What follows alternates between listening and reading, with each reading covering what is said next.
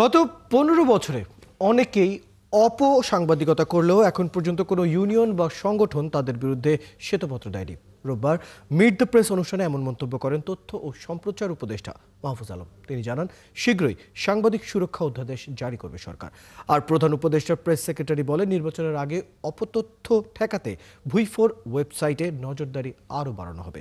আরও জানাচ্ছেন সাজিদ সরকার।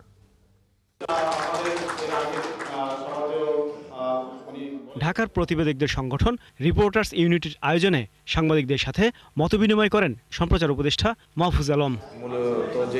এক প্রশ্নের জবাবে মাহফুজ আলম বলেন, সাংবাদিকদের ন্যায্য বেতন না দিলে প্রতিষ্ঠানের সুবিধা বাতিল করা হবে। আমরা একটা বেসিক স্যালারি সাংবাদিকদের জন্য প্রস্তাব করে যেতে চাই এবং সাংবাদিকদের যদি এই বেসিক স্যালারি না দেওয়া হয় তাহলে ওই পত্রিকা আমরা বা আউটলেটকে আমরা এই সুবিধা দিব না। এবং পত্রিকা মালিক এবং সম্পাদকরা যদি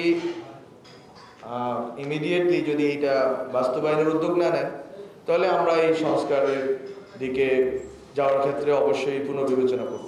এই সময় গত 15 বছরে ফ্যাসিবাদের দোসর হিসেবে কাজ করা সাংবাদিকদের কোনো তালিকা প্রকাশ না করায় সাংবাদিক সংগঠনগুলোর প্রতি ক্ষোভ প্রকাশ করেন তিনি। আপনারা সাংবাদিকরা তো একটা শ্বেতপত্র পাবলিশ করতে পারতেন, ইকোনমিস্টরা বসে শ্বেতপত্র করলো না একেবারে সেই সরকার পরিবর্তনের পরে।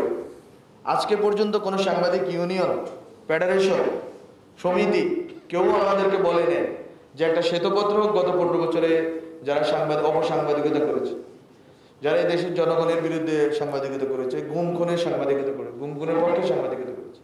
ফলে আমি মনে করি যে এই সাংবাদিকদের কমিউনিটির অনেক বড় দায় আছে। অনুষ্ঠানে প্রধান উপদেষ্টার প্রেস সচিব শফিকুল আলম বলেন, নির্বাচনের আগে গুজব ও বিভ্রান্তিকর তথ্য প্রতিরোধে অনেক ওয়েবসাইটকে নজরদারিতে আনা হবে। বাংলাদেশে এরকম ব্যাঙের ছাতার মতো হাজার হাজার ওয়েবসাইট তৈরি হয়েছে যারা চুরি করে। একদম সোজা বাংলায় বলা যায় এরা চোর। একটা সাংবাদিক খুব কঠিন কষ্ট করে একটা রিপোর্ট আনে আর দেখা যায় যে 500 ওয়েবসাইট ওটা চুরি করে।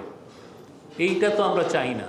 সাংবাদিক অবশ্যই সে তার নিজস্ব এফর্ট দিয়ে একটা রিপোর্ট করবে। তো এই রিপোর্টটা করার জন্য যে মেহনত, যে ইথিক্যাল স্ট্যান্ডার্ড অর্জন করার যে খাটনি সে করবে, সেটাকে তো আমাদের দাম দিতে হবে। অনুষ্ঠানে ঢাকা রিপোর্টার্স ইউনিটির সভাপতি ও সাধারণ সম্পাদক সহ বিভিন্ন প্রতিষ্ঠানে কর্মরত সাংবাদিকরা উপস্থিত ছিলেন। সাজিদ সরকার, ৭১, ঢাকা।